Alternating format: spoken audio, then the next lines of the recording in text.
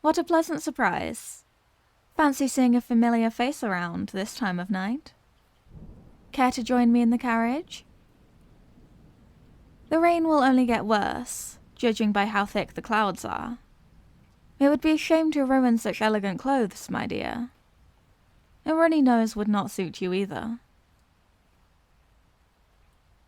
Good choice. You would have caught your death out there in the cold.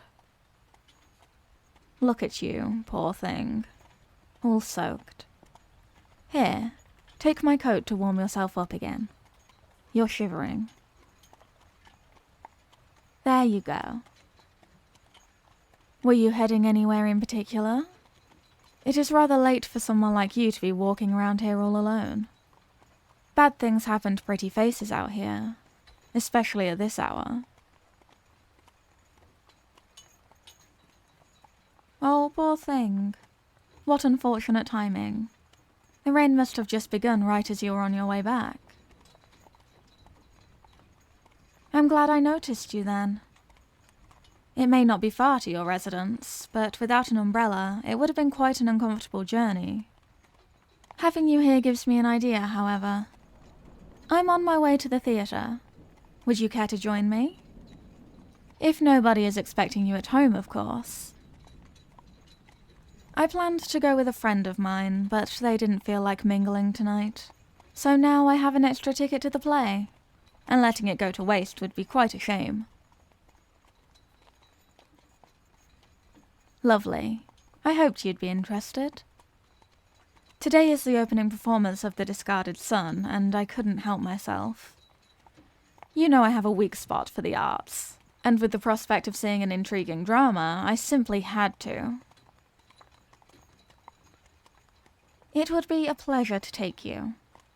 And please, do not feel like a replacement. I was attempting to cheer up my friend and get them among people. But it seems they don't feel ready for that quite yet. Were the circumstances any other, I might have asked you to go with me. However, Valentine is going through a rather difficult phase at the moment, and I try to keep them from isolating. But sometimes it might be best to give people time to recover, before dragging them out of their comfort zone again. Caterpillars, too, need to stay in their cocoons to become majestic butterflies. For us humans, it is more self-reflection than discorporation, but the result is similar enough, in my mind. Enough about that, my dear. I'm certain all will be well in due time. For now, though, would you care for a glass of my old wine? Lord Deverett gifted me a fine bottle just earlier today, and I've been wondering whom to share it with. I'm certain it will be to your taste, my dear. The Lord is very careful about selecting gifts. And from what I've heard, this particular kind has a very light taste. I'm not too fond of strong alcoholic notes myself. After having a fair share of drunken experiences, it eventually begins tasting of bad decisions and memories best forgotten.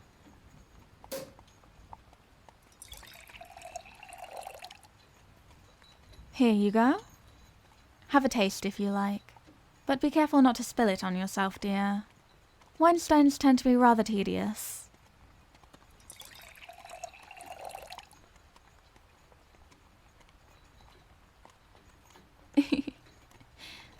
I suppose having wine glasses in my carriage is a little strange, but I bought them only a few moments before I noticed you on the street.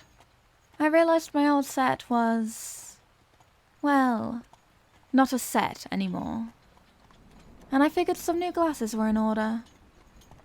These are much nicer than my old ones, and a lot finer too. The thin glass is quite pleasant to look at, but I worry it might be a little fragile. I suppose I'll have to hope they last a little longer than the previous set. Last time, a rather rowdy guest began breaking them after getting upset. Some people can handle rejection well. Others begin throwing tantrums. And their host's wine glasses, it appears. Luckily, nobody was injured, and only the wine glasses were destroyed. All else remained mostly untouched. Drunken people tend to be quite the hassle. That's part of the reason I mostly swore off liquor. But every once in a while, a glass of wine or two with such a lovely company is simply too tempting. Such a pleasant flavour.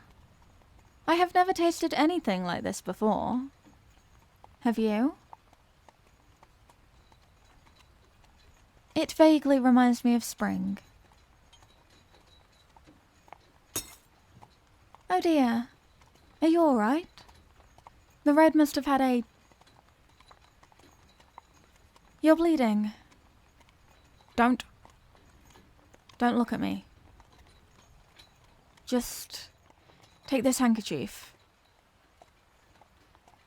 It may only be a small cut, but please, just press it on the wound. You looked, didn't you? You noticed the change in my eyes. I promise you, nothing will happen as long as you cover the wound. I said cover it. Now.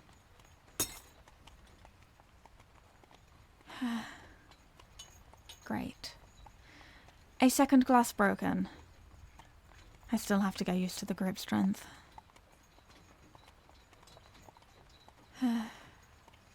You really have a death wish, don't you? For Christ's sake. No. Don't take it off. Just keep it pressed on there. I'll be fine. God, that smell. Listen, you have to stay calm. I can sense your heartbeat getting faster. And for Christ's sake, you have to keep holding that handkerchief. I apologize, dear. I lost my temper for a moment. This situation cannot be blamed on you. I suppose it is my fault for withholding information about myself, but in my foolish mind, I'd hoped I'd be able to keep it a secret. You poor thing. You look terrified. Trembling from the cold, the shock, or the fear. Perhaps all three at once. I assure you, you are safe. I can control myself. You must think of me as some kind of maniac. And I admit, were I a normal person, this kind of reaction would be... strange, to say the least. But do not be afraid, my dear. And please, allow me to explain. I have kept this from you for... selfish reasons. But I have been infected with vampirism. An illness of the mind and body alike. That makes one behave more animalistic than they may wish. A sickness slowly chipping away at your sanity, until all that you are has been stripped to the core. What remains is only a poisoned, black beating heart, that offers a glimpse into what the opposite of humanity might look like, were it boiled and filtered into an essence of pure darkness and evil. It makes the infected yearn for blood, but I have never felt such a strong reaction over simply smell before. In all my years of suffering with this affliction, never has such a small cut been enough to induce a switch within me. Perhaps it is because I know you. Because you mean something to me, as a person. As cruel as the implications of that would be. Perhaps it has to do with the wine, and the Lord did it on purpose to sabotage me. Or perhaps it is simply you. I was worried you would fear me, once you knew. But I'm not sure how to interpret that expression on you. Are you terrified? Intrigued? In shock, even? Whatever you may feel, I understand if this means you prefer keeping your distance from now on. I will ask the driver to get you home directly.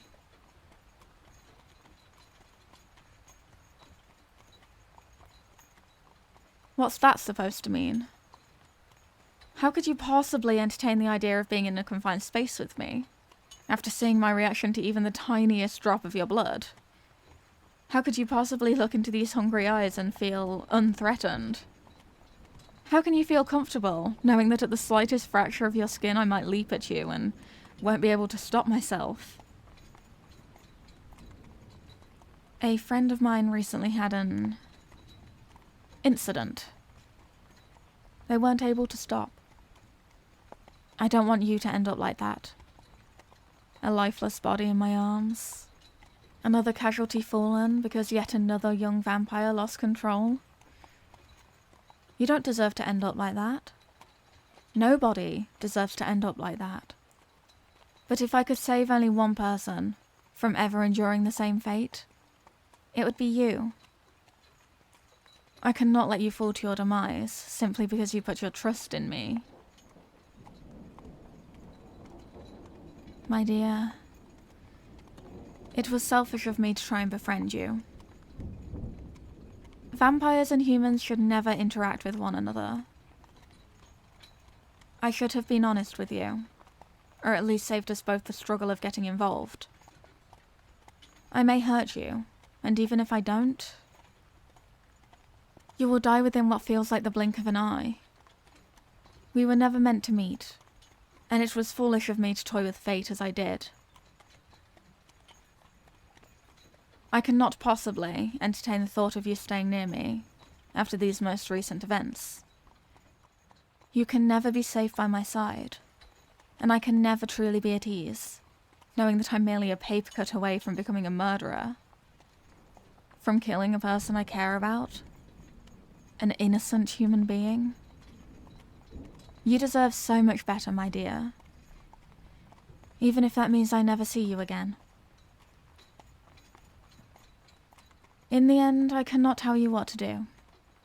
I can only suggest it might be best to stay away.